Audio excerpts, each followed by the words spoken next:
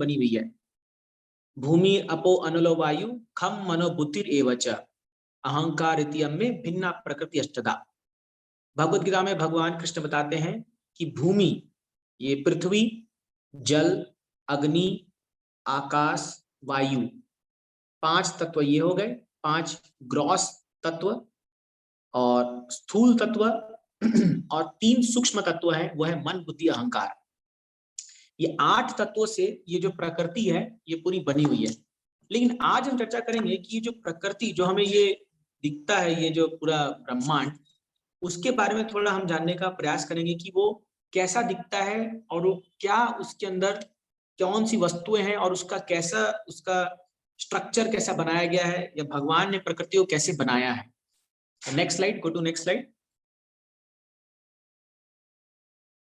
तो देखिए आपके सामने ये बहुत ही फेमस पिक्चर है, जो आप कहीं भी अगर अपने मेटल यूनिवर्स के बारे में मानेंगे, अगर स्पिरिचुअल पॉइंट ऑफ व्यू से, तो ये पिक्चर आपको मिल जाएगा कहीं भी आप सर्च करेंगे तो देखिए हमारी जो प्रकृति, जैसा कि हम जानते हैं इसमें 14 लोक है, और हमारे जो लोक है इसको बोलते हैं भूर लोक, भूर लोक।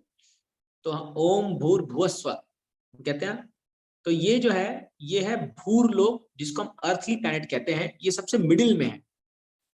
इसको मिला करके ऊपर के हैं 7 प्लैनेट, हायर प्लैनेट्स, जिसमें आप देख रहे हो भूवर लोक है, स्वर्ग लोक है, महर लोक है, जनल लोक है, तपल लोक है और सत्य लोक है। और इसके नीचे 7 लोक है, आप देखिए अतल, वितल, सूतल, तलातल, महातल, रसातल और पाताल। और फिर इसके भी नीचे जो है वो हेलिस प्लैनेट्स है, जिसको हम कहते हैं नर्क लोक, जहां पर जो लोग पाप करते हैं उन लोग को भेजा जाता है। तो आप देखिए अभी इस पिक्चर में आप देख पा रहे हो कि कैसे भगवान गर्भोदक विष्णु लेटे हुए हैं, और उनके नाभि से ये जो ग्रीन कलर का एक स्टेम जैसा एक निकला हुआ है, और ये जो नाभि से निकला हुआ है, और ऊपर सबसे टॉप में देखिए ब्रह्मा जी बैठे हुए हैं।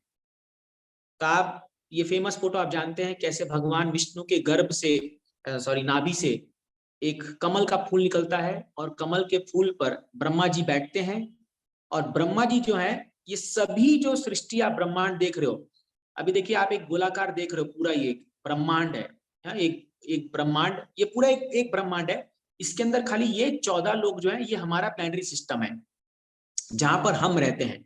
ये पूरा 14 जो लोग, जो ग्रह हैं हमारे, तो ये 14 जो ग्रह हैं, ये जो ब्रह्मा जी का कमल का फूल है, उसके नीचे जो वो स्टेम निकला हुआ है, हाँ, वो जो एक शाखा जैसी एक आई हुई है, एक ग्रीन रंग की, उसके अंदर सिचुएटेड है, उसके अंदर वो स्थित है वो।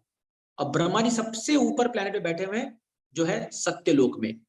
ये है जड़ जगत, ये है एक ब्रह्मांड के अंदर, एक ब्रह्मांड, हमारे ब्रह्मांड में जो है, ये एक भूर भूर भुवस्व जो लोक है, ये एक ब्रह्मांड का है।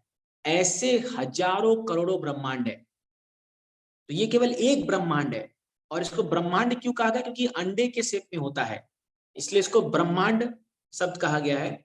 और ऐसे हजारों करोड़ों लाखों ब्रह्मांड और होते हैं, और उनमें अलग अलग प्रकार के जो है, अलग अलग प्रकार के ब्रह्मा जी होते हैं, जिनके अलग अलग सिर होते हैं। तो हमारा जो ब्रह्मांड है, और उसमें जो ब्रह्मा जी हैं, उसमें केवल 4 सिर है ब्रह्मा जी के। इसलिए हमारा ब्रह्मांड का जो साइज है, वो बाकी ब्रह्मांड से एक्चुअली सबसे छोटा है। तो इसके पीछे एक कहानी आती है। नेक्स्ट स्लाइड में जाइए।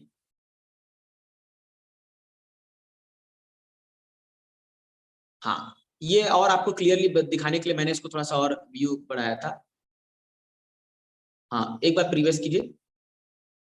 हाँ, ये आप प्लैनेट्स के नाम देख सकते हो, किसने प्रश्न पूछा था अभी चैट में। तो देखिए अपना है भूरलोक, जिसको हम अर्थ प्लैनेट कहते हैं।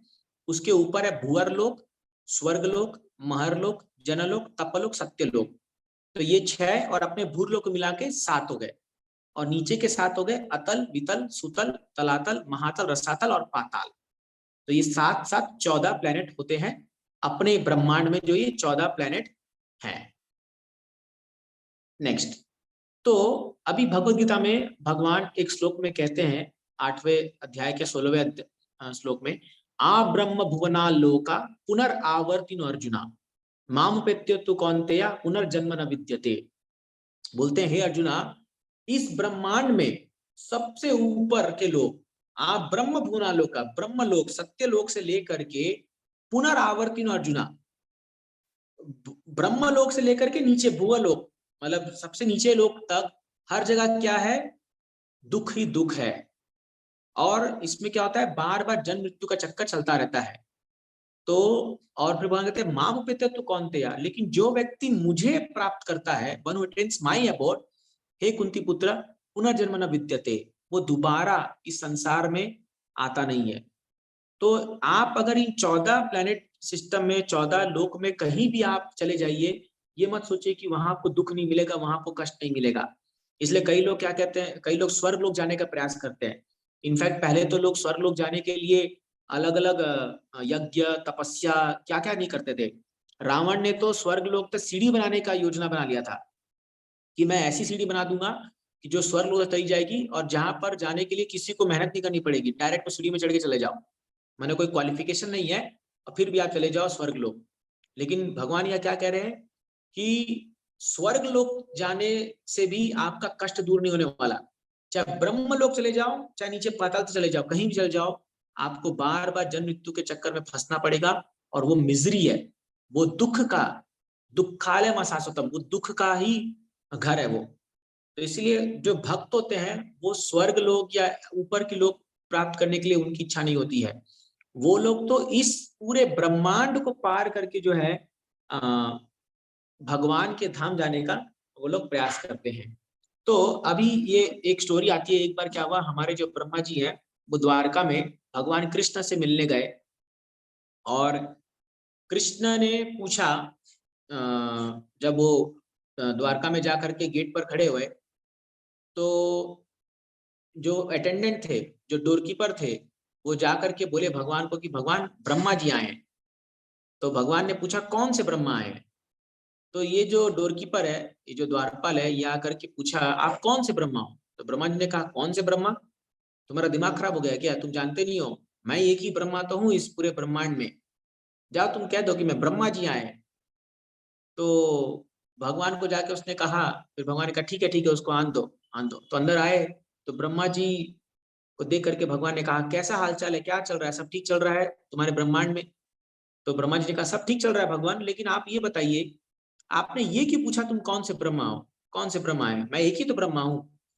तब भगवान मुस्कुराए और भगवान के मुस्कुराने से वहां पर असंख्य ब्रह्मा प्रकट हो गए। वहां पर जिस किसी के 10 सिर थे, किसी के 100, किसी के 1000, किसी के 1,00,000 सिर थे। और ऐसे असंख्य जो ब्रह्मा है वो आकर के एक साथ में भगवान कृष्ण के चरणों में सिर झुका रहे थे। यही नहीं, साथ साथ असंख्य शिव जी, असंख्य इंद्र, ये सब लोग जो है वहां प्रकट हो गए। और ये केवल ब्रह्मा जी को दिख रहा था, ये जो हमारे ब्रह्मा जी को, इनका तो चारों सिर घूमने लग गया। बोला अरे ये क्या है। तब ब्रह्मा जी को होश आया और उसने कहा अरे भगवान, मुझसे बहुत बड़ी भूल हो गई, मैं नहीं जानता था कि, मैं सोचा खाली एक ही है ब्रह्मांड और खाली मैं इतना, हालांकि ब्रह्मा जी का पूरा शरीर जो है बुद्धि से बना हुआ है, उनका पूरा शरीर इंटेलिजेंस से बना हुआ है, लेकिन उनका भी बुद्धि चकरा गया और वहां पर वो पूरा भ्रमित हो गए कि अरे इतने सारे ब्रह्मा, इतने सारे शिव। तो देखिए हर ब्रह्मांड में एक एक ब्रह्मा जी और एक एक शिव है, हर ब्रह्मांड में। और भगवान महाविष्णु जब अपनी श्वास छोड़ते हैं तो उनके रोमकूप से एक एक ब्रह्मांड निकलते हैं। अपना जो ब्रह्मांड है वो सबसे छोटा है और इससे कई बड़े बड़े ब्रह्मांड हैं जिसके बारे में हमें पता भी नहीं है। तो जरा आप सोचिए हमारी स्थिति क्या है। हाँ, एक बार शिला प्रभुपाद जी धमाल कृष्ण महाराज को न्यूयॉर्क के एक फ्लैट में, जहाँ मंदिर था अपना इस्कॉन का, तो वहां पर प्रभुपाद जी को एक शिक्षा देने के लिए उनको बालकनी में लेके गए और उनको आसमान में दिखाया। तो प्रभुपाद ने दिखाया तमाल सी दिस यूनिवर्स, ये ब्रह्मांड को देखो कितना बड़ा है ये। इस ब्रह्मांड के अंदर 14 लोक है, उसमें एक ये पृथ्वी लोक है, भूर लोक है, पृथ्वी लोक। उस पृथ्वी लोक में कई सारे द्वीप है, उसमें एक ये द्वीप है अमेरिका। उस अमेरिका में कई सारे स्टेट्स हैं, कई सारे राज्य हैं, उसमें एक ये, और या कई सारे शहर है, उसमें एक ये न्यूयॉर्क है। और न्यूयॉर्क शहर में कितने सारे स्ट्रीट्स हैं, उसमें एक ये सेकेंड एवेन्यू एक स्ट्रीट है, एक माने एक गली है, उस गली में कितने सारे बिल्डिंग है, उसमें एक ये बिल्डिंग है, ये हमारा बिल्डिंग। और उसमें कितने लोग रहते हैं, उसमें एक व्यक्ति रहता है तमाल कृष्णा, और वो सोचता है कि मैं बहुत महान हूँ। तो तमाल कृष्ण महाराज जो है उस समय बहुत ये फील किए कि हम्बल फील किए, विनम्र फील किए कि अरे हमारी क्या हैसियत है। तो एक्चुअली अगर हम ब्रह्मांड के सामने अपने आप को देखेंगे तो हम बहुत ही तुच्छ जीव हैं। और देखिए हम अपने आप को कितना महान समझते हैं। आपके सामने पिक्चर आ रहा है, देखिए तो पूरा एक अपने ब्रह्मांड को हाईलाइट किया गया है। इसमें देखिए पूरा ब्रह्मांड और उसके ऊपर और भी लोग के बारे में दिखाया गया है, मैं बताऊंगा इसके बारे में। लेकिन आप सोचिए कि हम लोग कितने तुच्छ हैं और हम अपने आप को कितना महान समझते हैं। और हम सोचते हैं मेरी इच्छाएं, मेरा डिजायर, मेरा सब कुछ, मेरा मेरे साथ क्या हो रहा है, सब चीज में हम कितने उलझ जाते हैं। लेकिन हम ये नहीं जानते कि हमारी क्या वैल्यू है। हाँ, इस दुनिया से कितने बड़े बड़े महान व्यक्ति चले जाते हैं, लेकिन क्या होता है, आज एक बहुत बड़े स्टैंड अप कॉमेडियन चले गए, हास्य कलाकार चले गए, लेकिन क्या होगा, क्या कुछ कमी आ जाएगी इस संसार में? कोई कमी नहीं आएगी। ठीक है, कुछ दिन हम याद करेंगे, कुछ दिन हम जो है शोक मनाएंगे, लेकिन फिर सब लोग भूल जाते हैं, जिंदगी चलते रहती है। तो इसलिए एक बात हमें जानना चाहिए कि हम इस संसार में इतने इंपॉर्टेंट नहीं है। हम अपने आप को इंपॉर्टेंट बना के रखे हुए, हम सोचते हैं कि हम बड़े महान हैं, लेकिन एक्चुअली में हम उतने महान नहीं है। और हमारी कोई कोई अस्तित्व हमारा नहीं है। ठीक है, हम कुछ लोगों के लिए हम महान हो सकते हैं, लेकिन हमारे जाने से भी किसी को फर्क नहीं पड़ने वाला, ये संसार चलता रहेगा क्योंकि ये भगवान चला रहे हैं। तो इसीलिए हमें ये जो हम क्लास ले रहे हैं भौतिक प्रकृति के बारे में जानने से, इसका उद्देश्य क्या है कि हम प्रकृति के बारे में जान करके विनम्र बने। हम जाने कि हम जो अपने आप को इतना महान समझते हैं, हम इतने महान नहीं है। हम एक तुच्छ प्राणी है और कुछ समय के लिए संसार में आए हैं और फिर हमें जाना है संसार से वापस। तो अभी आपके सामने जो पिक्चर है ये देखिए, पूरे ब्रह्मांड के ऊपर आप देखोगे, यहाँ ब्रह्मांड यहाँ तक खत्म नहीं होता है, इसके ऊपर भी जो है और अन्य लोक हैं। तो अपना जो एक ब्रह्मांड है, इसके ऊपर आप देखोगे लेयर्स है। जैसे एक ब्रह्मांड के ऊपर पृथ्वी का जो लेयर है, उसके ऊपर फिर जल का जो लेयर है, जल का जो लेयर है वो पृथ्वी के लेकर, देखिए इसमें जूम करके दिखा रहे हैं आपको। ये जो लेयर्स है, पृथ्वी के ऊपर जल का 10 गुना से ज्यादा है, फिर उसके ऊपर अग्नि का 10 गुना, फिर उसके ऊपर जो है आपका वायु का 10 गुना, फिर उसके ऊपर आकाश का 10 गुना, ऐसे लेयर बने हुए हैं। और ये एक ब्रह्मांड के ऊपर जब हम जाते हैं तो फिर आप देखिए कारण सागर है, उस सागर के अंदर जो है ये एक ब्रह्मांड है। और उसको पार करने के बाद आता है ब्रह्म ज्योति। ये जो ब्रह्म ज्योति लिखा हुआ है यहाँ पर, ये ब्रह्म ज्योति क्या है? ये ब्रह्म ज्योति जो है ये भगवान के शरीर से निकली हुई आभा है। भगवान कृष्ण के शरीर से निकली हुई आभा है ब्रह्म ज्योति। और ये ब्रह्म ज्योति में ही पूरा ये भौतिक संसार समाया हुआ है। सभी ब्रह्मांड जो है, सभी ब्रह्मांड ये केवल ब्रह्म ज्योति में समाये हुए हैं। और इस ब्रह्म ज्योति के ऊपर जब हम जा रहे हैं तो यहाँ देखिए ये कैलाश पर्वत आप देख सकते हो। ये कैलाश भगवान शिव जी का, सदाशिव जहाँ रहते हैं उनका स्थान है कैलाश। और उसके ऊपर है साकेत धाम, उसके ऊपर वैकुंठ आता है, वैकुंठ, इसके बारे में आपको बताऊंगा। तो अभी पहले हम थोड़ा सा इस भौतिक प्रकृति, अपने ब्रह्मांड के बारे में जानना चाहिए। देखिए ये प्रकृति जो है, भौतिक प्रकृति के जो इंग्रेडिएंट्स है, जो इसके वस्तुएं हैं, जैसे आप मैंने बताया धरती, जल, अग्नि, आकाश, वायु, ये इटर्नल है, ये नष्ट नहीं होते। लेकिन भौतिक संसार नष्ट होता है। मैं आपको उदाहरण देता हूं। जैसे एक कुम्हार होता है, ठीक है, वो घड़ा बनाता है। तो घड़ा क्या चीज से बनाता है? वो घड़ा बनाता है वो मिट्टी से। ठीक है, तो कुम्हार जब मिट्टी से घड़ा बनाता है तो आप देखोगे अगर घड़ा टूट जाता है तो वो मिट्टी को वापस से यूज करके फिर से घड़ा बना लेता है।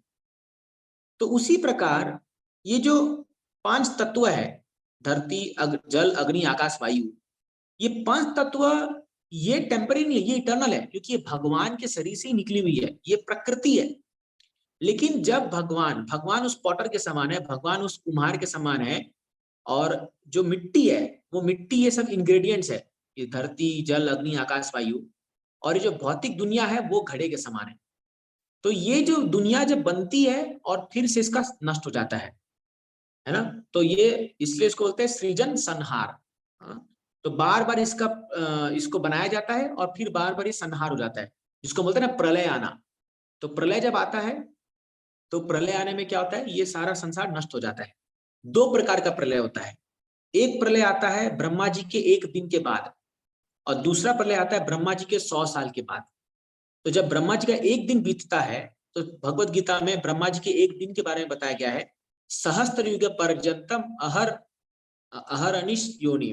पूरा श्लोक बताया कि सहस्त्र युग, जब 1000 दिव्य युग बीत जाता है, 1000 दिव्य युग मतलब, एक दिव्य युग मतलब 4 युग, सतयुग, त्रेता युग, द्वापर युग, कलयुग, ये 4 युग मिल करके एक दिव्य युग बनता है। और ऐसा जब 1000 दिव्य युग बीतता है, तब ब्रह्मा जी का केवल 12 घंटा बीतता है, तब ब्रह्मा जी का दिन खत्म होता है। जरा सोचिए आप, हमारे कैलकुलेशन में ब्रह्मा जी कितने ज्यादा साल जीते हैं, या ब्रह्मा जी के कैलकुलेशन में देखोगे तो हम एक चीटी मकौड़े के समान भी नहीं जीते होंगे। जैसे आप देखिए, अभी कई ऐसे जीव जंतु होते हैं जो लोग रात में जन्म लेते हैं, सब रात को 11 बजे जन्म लिए, 1-2 बजे जो है उनके बच्चे पैदा हो जाते हैं, और सुबह 3-4 बजे होते तक वो लोग मर भी जाते हैं। तो अपने 5-6 घंटे में उनका पूरा जीवन खत्म हो जाता है। इसलिए इस दुनिया में हर एक व्यक्ति जो है 100 साल जीता है, लेकिन उस 100 साल की अवधि जो है वो रिलेटिव है, वो हर एक व्यक्ति की अलग अलग होती है ना। जैसे मान लो कुत्ता एक 6-7 साल जीता है, गाय 8-9 साल, 8-7-8 साल जी सकती है, कोई और जानवर है जो और ज्यादा साल जी सकते हैं, और मनुष्य जो है वो मैक्सिमम 100 साल तक जी सकते हैं ऑन एन एवरेज। अभी तो वो भी कम होते जा रहा है। वैसे ही जो देवता लोग हैं, वो लोग अमर नहीं है। देवता लोग, जैसे हमारा यहाँ का 6 महीना देवता लोग का एक दिन होता है, हमारा 6 महीना देवता का एक दिन होता है। इसलिए आप देखोगे हम पितृ पक्ष में जो हम देवताओं को भोजन खिलाते हैं, पितरों को, तो साल में एक दिन, जब हमारा एक साल होता है तो उनका एक दिन खत्म होता है, तो एक दिन में एक बार हम भोजन खिलाते हैं उनको, ये हमारा एक साल बीत जाता है तब तक में। तो एक साल के अंदर आप देखिए उनको एक ही दिन बीतता है। तो इस प्रकार से वो कई हजारों लाखों लाखों साल जो है वो जीते हैं। देवता लोग हजारों हजारों लाखों साल जीते हैं, क्योंकि वो एक साल जो उनका है, हमारा एक साल, उनका केवल एक दिन बीतता है। उसी प्रकार ब्रह्मा जी का एक दिन जो है हमारा 1000, और 1000 के साथ जो है आप कितना समझ लो, लगभग 40 लाख साल, मतलब 400 करोड़ साल जो है ब्रह्मा जी का केवल 12 घंटा है। तो आप सोचिए, ब्रह्मा जी जब पलक भी झपकाते होंगे, एक सेकंड में जब पलक झपकाते होंगे, तो उस एक सेकंड में हमारे कितने कितने साल बीत जाते हैं। तो ये ब्रह्मा जी का एक दिन है, और ऐसे ब्रह्मा जी 100 साल जीते हैं।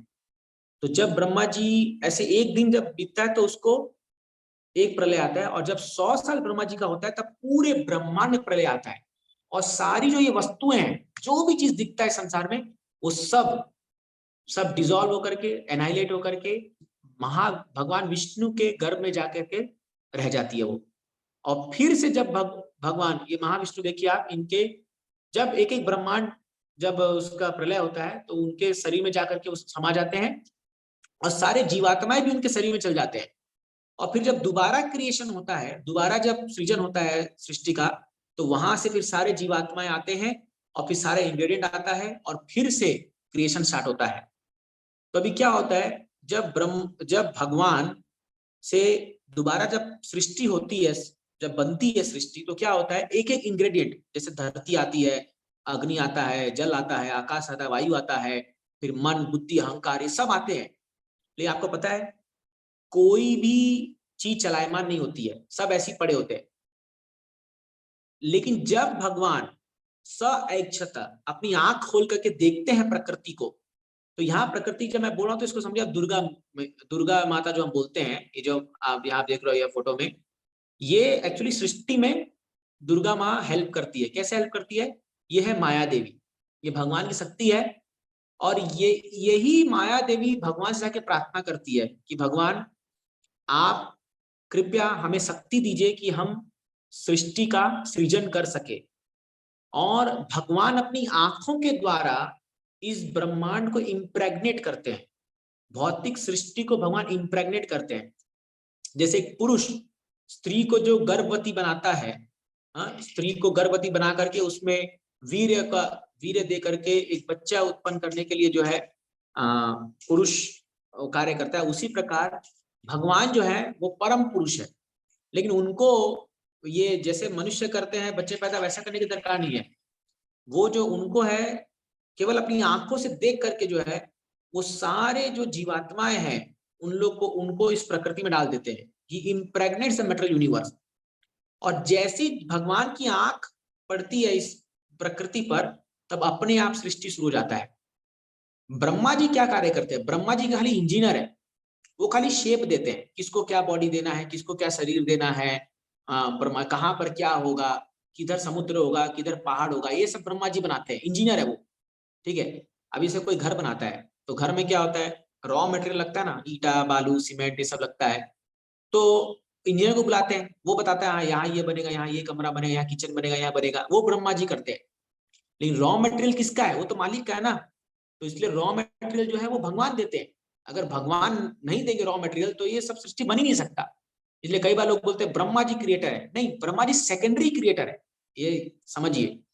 ब्रह्मा जी क्रिएटर नहीं है, एक्चुअली में ब्रह्मा जी सेकेंडरी क्रिएटर है। जब तक भगवान उनको मटेरियल नहीं देंगे, उनको वो सब समान पदार्थ नहीं देंगे, तब तक ब्रह्मा जी भी कुछ नहीं कर सकते हैं। तो भगवान ही पदार्थ देते हैं, भगवान ही जीवात्माओं को इसके अंदर लाते हैं, और भगवान की शक्ति से जो माया शक्ति है ये सृजन होता है। तो एक्चुअली इसीलिए अगर आप ब्रह्मांड में जो सृष्टि, आप जो प्रकृति देख रहे हैं, जो भी देख रहे हैं, वो भगवान अगर नहीं होते तो ये संभव नहीं होता। बिना भगवान के, बिना कृष्ण के दृष्टिपात्र से ये संभव नहीं है। इसलिए एक्चुअली में भगवान स्वयं ही तीनों काम कर सकते हैं, तीनों काम करते हैं, सृजन संहार पालन, सृजन पालन संहार। लेकिन अभी हम लोग क्या पढ़ते हैं कि ब्रह्मा जी सृजन करते हैं, मतलब ब्रह्मा जी बनाते हैं, और पालन भगवान विष्णु करते हैं, और संहार करते हैं भगवान शिव जी। तो ये अलग अलग रोल भगवान देते हैं इनको कि आप इसमें हेल्प कीजिए हम लोग को। लेकिन एक्चुअली में भगवान से सब कुछ होता है। और माया जो है, वो प्रकृति जो है, वो क्या काम करती है, वो सारे इंग्रेडिएंट्स को महत्त्व से लेकर के आकर के एक सृष्टि में डालती है। और फिर जब प्रकृति में, जब भगवान इम्प्रेग्नेट करते हैं माया देवी को जीवात्माओं से, तब ये चलायमान होता है। तो देखिए, ये प्रकृति जड़ है, यहाँ सभी वस्तुएं जड़ है, लेकिन जीवात्मा जो है, हम सब जो है, वो चेतन है, वो चेतन है। और उनके बिना ये प्रकृति में कुछ कार्य नहीं हो सकता। इसीलिए कभी भी जड़ वस्तुएं अपने आप में कोई कार्य नहीं कर सकती है। मान लीजिए कोई कार खड़ी है तो खड़ी रहेगी वो जिंदगी भर। अगर जब तक कोई एक चेतन वस्तु, जब तक कोई एक जीवात्मा उसको जा करके चलाता नहीं है, उसको रिपेयर नहीं करता, तब तो चली रहेगी। इसी प्रकार ये ब्रह्मांड भी ऐसे ही पड़ा रहता अगर इसमें जीवात्माओं का, भगवान इसको जीवात्मा को इसमें नहीं डालते। तो ये जो है, ये एक ब्रह्मांड के बारे में बताया। लेकिन इसके ऊपर जो है और एक ऐसी स्थिति है जिसको भगवान गीता में कहते हैं। एक बार नेक्स्ट स्लाइड जाइए, फिर वापस इसमें आएंगे, हम वो श्लोक पढ़ेंगे। तो हाँ, ये देखिए, भगवान सेम गीता के 8वें अध्याय में भगवान क्या कहते हैं, परस तस्मात् तु भावन्यो व्यक्तो अव्यक्त सनातना यह स सर्वेषु भूतेषु नश्यत्सु न विनश्यति। भगवान कहते हैं, yet there is another unmanifest nature. इस भौतिक प्रकृति को छोड़ करके और एक ऐसा प्रकृति है जिसको हम कहते हैं परा प्रकृति, परस तस्मात्, परा प्रकृति, जो इस संसार के लोगों को नहीं दिखती है, जो नित्य है और इस भौतिक संसार या भौतिक पदार्थों से परे है, ट्रांसेंडेंटल है, और वो कभी भी उसका संहार नहीं होता, इट इज नेवर एनाहिलेटेड। और जब ये संसार का प्रलय हो जाता है, तब वो संसार एज इट इज रहता है, उसी को हम कहते हैं स्पिरिचुअल वर्ल्ड। वापस से बैक जाइए दूसरे सेम स्लाइड में।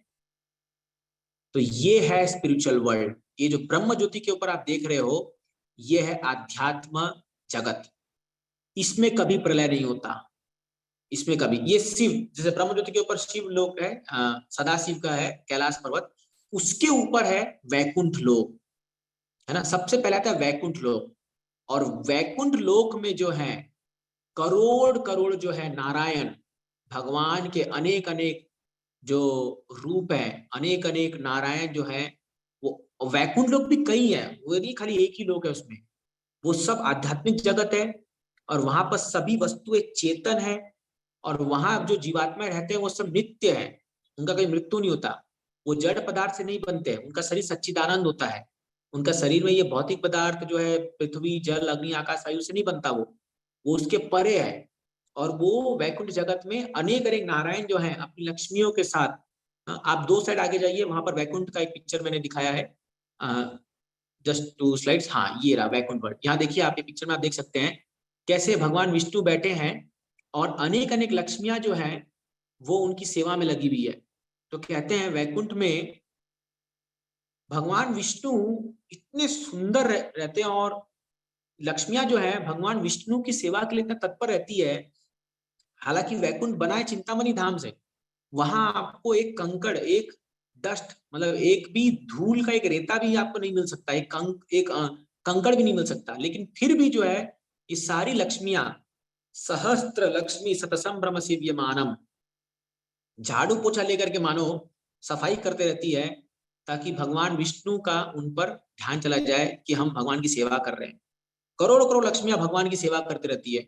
और वहां के जो सभी रेसिडेंट्स हैं, जितने भी लोग जो वैकुंठ दुनिया में रहते हैं, वो लोग भगवान का इतना गुणगान गाते हैं कि हालांकि उनकी पत्नियां उनके साथ में रहती है, वहां पर ही पति पत्नी है, लेकिन वो कभी भी उनके अंदर ऐसा भौतिक आकर्षण नहीं होता, क्योंकि दोनों पति पत्नी, भागवत में वर्णन है कि दोनों पति पत्नी जो है वो एयरप्लेन में चलते हैं और एक दूसरे इतने मग्न होते हैं भगवान का गुणगान गाने में कि उनको पता ही चलता कि हम एक दूसरे के पति पत्नियां, परस्पर में कोई आकर्षण नहीं होता। भगवान से सब आकर्षित होते हैं और भगवान को दिन रात गुणगान गाते रहते हैं और उसी गुणगान गाने में इतने मग्न हो जाते हैं कि उनको और कुछ सूझता नहीं है।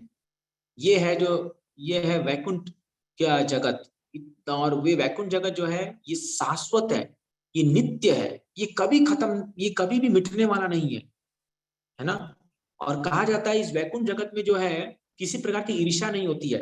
वहां जन्म मृत्यु जरा व्याधि कुछ नहीं है, कोई ईर्ष्या नहीं करता, एक दूसरे से कोई जलन नहीं मानता। वहां पर ब्रह्मा जी तीसरे स्कंद में बताते हैं, जब वहां पर चतुष्कुमारों का वर्णन करते बताते हैं कि वहां पर सुंदर सुंदर गाने वाले पक्षियां हैं, कुकू है, कोयल है।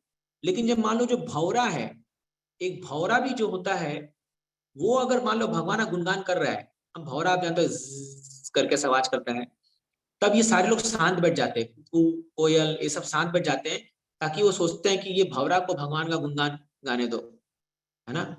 जब बहुत महकने वाले वहां पर जो क्या बोलते हैं आपके फूल हैं, चंपक है, जैसे गुलाब है, और अलग अलग प्रकार के फूल है जो इतना सुंदर महकते हैं, लेकिन जब तुलसी महारानी जब सामने आती है, तब सारे जो फूल है वो पीछे हट जाते हैं, बोलते हैं तुलसी महारानी भगवान को प्रिय है, इनको भगवान का गुणगान करने दो, है ना।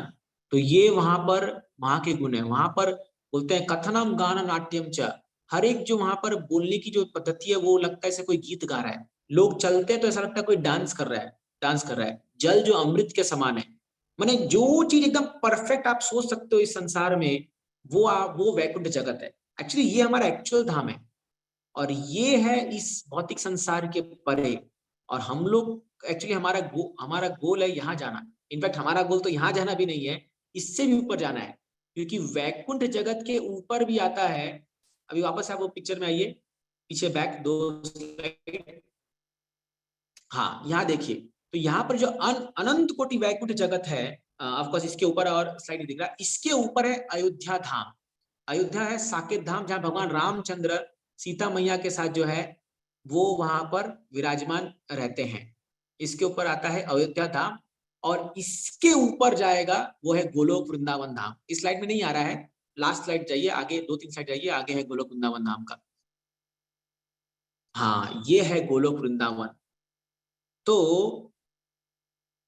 अभी वैकुंठ है, उसके ऊपर है साकेत धाम जहां पर भगवान रामचंद्र रहते हैं, और उसके ऊपर सबसे टॉप मोस्ट जो प्लेनेट है वो है गोलोक वृंदावन, जहां पर राधा कृष्ण की नित्य चलती है, और भगवान जहां पर अपने सभी 5 रसों का आस्वादन अपने भक्तों को देते हैं, शांत रस, दास्य रस, साख्य रस, और शांत रस, साख्य, दास्य, माधुर्य रस, और वात्सल्य रस, माधुर्य रस।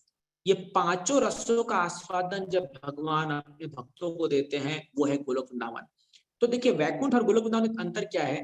वैकुंठ में जो है दास्य रस प्रधान है, वहां पर भगवान जो अपने भक्तों से डील करते हैं वो केवल दास्य रस तक ही डील करते हैं। तो शांत रस तो है ही, सभी जो वस्तुएं वहां पर है भगवान की सेवा करती है, लेकिन जो लोग वहां पर जो मेन भाव है वो केवल दास्य रस का भाव है।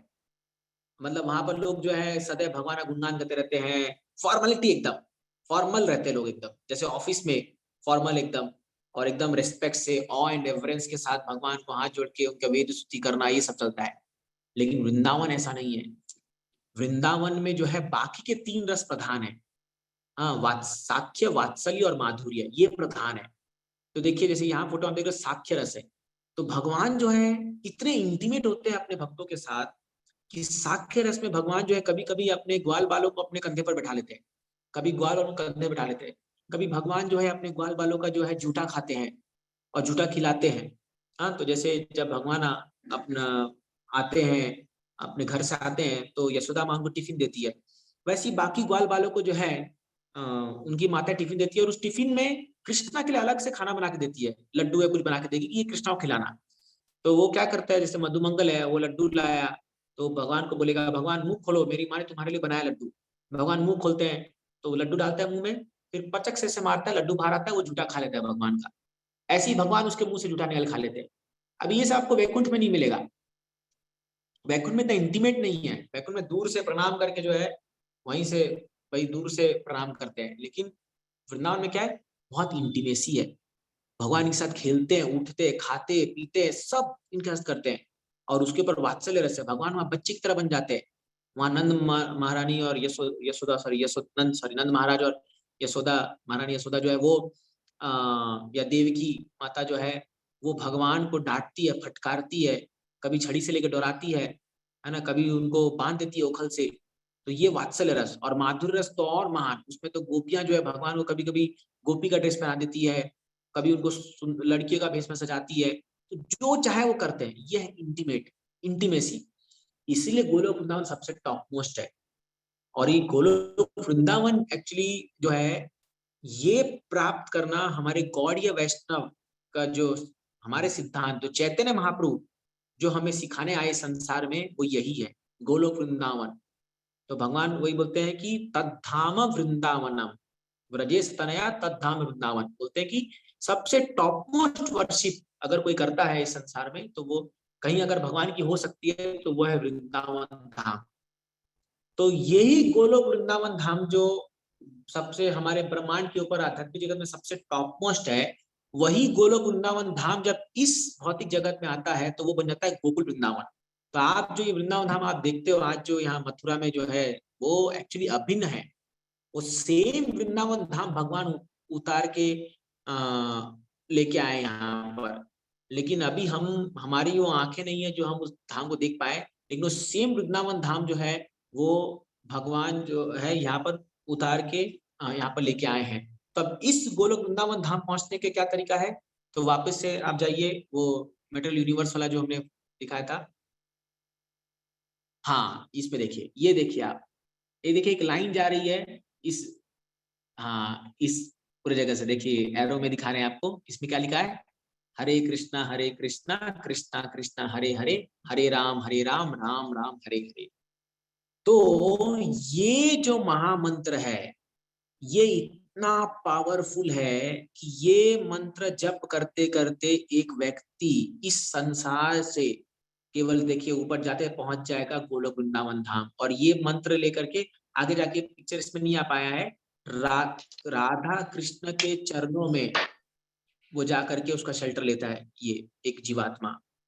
तो जब हम भक्ति स्टार्ट करेंगे, अभी हम ये भौतिक जगत में ही हम रह करके जब हम भक्ति स्टार्ट करते हैं और ये हरे कृष्ण महामंत्र का जप करते हैं, तो धीरे धीरे जो हमारे ऊपर ये भौतिक आवरण है, अभी देखिए हमारे आत्मा के ऊपर भी ये आवरण है, 8 तत्वों का, जैसे धरती, जल, अग्नि, आकाश, वायु, मन, बुद्धि, अहंकार। ये 8 आवरण धीरे धीरे ये महामंत्र जप करने से और भक्ति के नियमों का पालन करने से हमारे ऊपर हटता जाएगा। कपिल मुनि कहते हैं भागवत में 3 स्कंद में कि भक्ति इतनी सक्षम है, इतनी पावरफुल है कि वो जो है सटल बॉडी, जो हमारा सूक्ष्म शरीर है, उसको पूरी तरह से जो है नष्ट कर देती है, मतलब डिसॉल्व कर देगी। हमारा जो सकल बॉडी है, हमारा जो सूक्ष्म शरीर है, मन बुद्धि अहंकार, कोई अनम्यूट है, म्यूट कीजिए। हमारा जो सूक्ष्म शरीर है, मन बुद्धि अहंकार, उसको डिसॉल्व कर देती है। डिसॉल्व मतलब उसको पिघला देगी। और देखिए, हमें जो अगला शरीर मिलता है वो हमारे सूक्ष्म शरीर के आधार पर मिलता है। तो हमारे मन में जो भी विचार रहते हैं उसके आधार पर हमें अगला शरीर मिलता है। मैंने आपको बताया था पिछले क्लासेस में। तो अगर आप सोचिए, अगर हमारा सूक्ष्म शरीर ही खत्म हो जाएगा तो अगला शरीर लेने का सवाल ही नहीं उठता। ये भक्ति की महिमा है। भक्ति जो लोग करते हैं, धीरे धीरे उनका सूक्ष्म शरीर डिसॉल्व हो जाता है। और क्योंकि सूक्ष्म शरीर भी है ही नहीं, तो अगला शरीर लेने का सवाल नहीं उठता। वो फिर अपने नित्य रूप में, अपने आत्मा जो सच्चिदानंद रूप में, वो भगवत धाम को प्राप्त करता है। और उसका सबसे इजीएस्ट तरीका है, वो है ये हरे कृष्ण महामंत्र जप करना। अगर आप केवल ये हरे कृष्ण महामंत्र जप करेंगे ध्यान पूर्वक, तो आप धीरे धीरे जो है एक्चुअली देखिए, ये इसको परव्योम कहते हैं। जो मैं आपको बता रहा था, ये लेयर जो बने हुए हैं, धरती, जल, अग्नि, इतना पार पार करना तो इतना आसान नहीं है। अभी साइंटिस्ट लोग कहते हैं कि हम ये प्लैनेट गए, वो प्लैनेट गए। वो सब ये अर्थ ही लेवल पर ही है। वो लोग उसके ऊपर जा ही नहीं सकते हैं।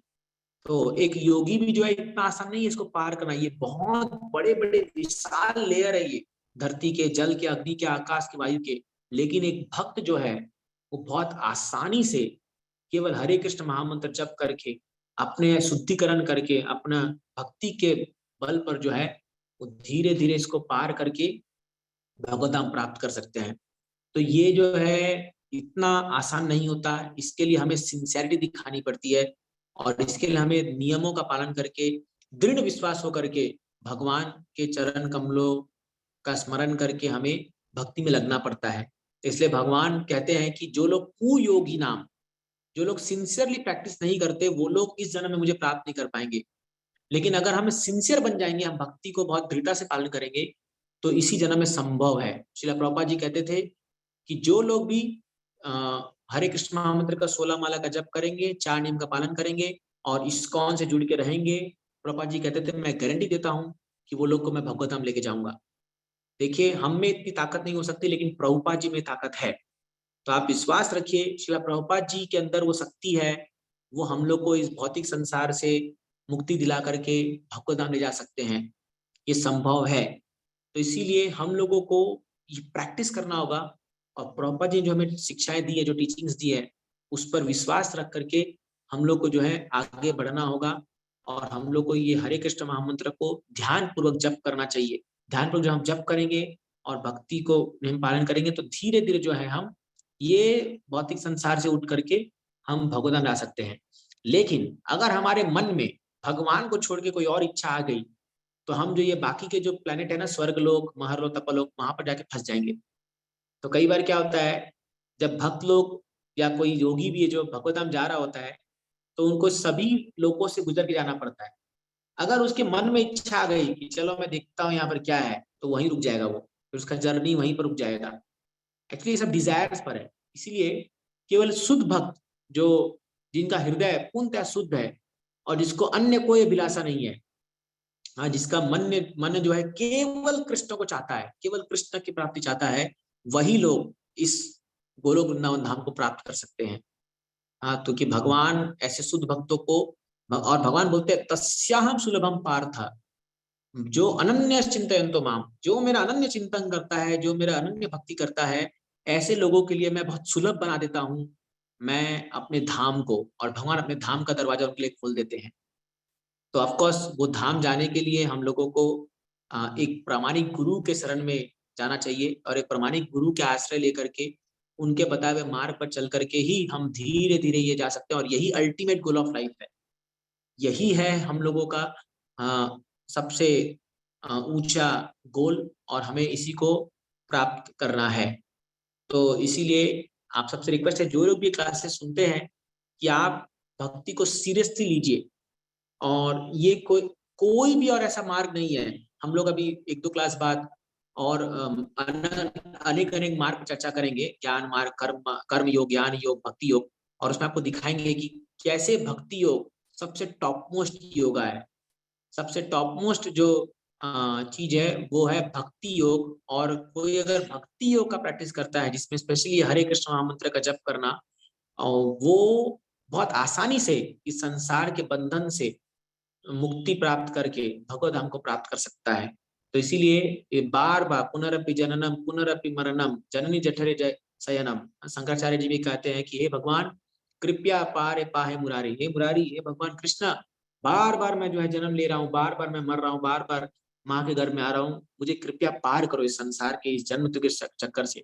ये हमारा गोल है और इससे हमें हटना नहीं है, चाहे कुछ भी हो जाए। प्रभुपाद जी कहते थे इसी जन्म एक लाइफ टाइम हमने कितना जन्म जो है बेकार की चीजों में और इंद्र दीप्ति में समय लगा दिया। एक लाइफ टाइम अगर हम ये एक जन्म भगवान की सेवा में लगा दें, चाहे वो कोई भी आश्रम में हो, चाहे वो ब्रह्मचारी हो, गृहस्थ हो, वानप्रस्थ हो, संन्यास हो, कोई भी हो, कुछ भी कर रहा हो, लेकिन हम ये एक जन्म ठान ले कि ये एक जन्म मुझे भगवान की सेवा में लगानी है और मुझे इसको सफल बनाना है, तो ये संभव है। ये संभव है श्रील प्रभुपाद जी की कृपा से।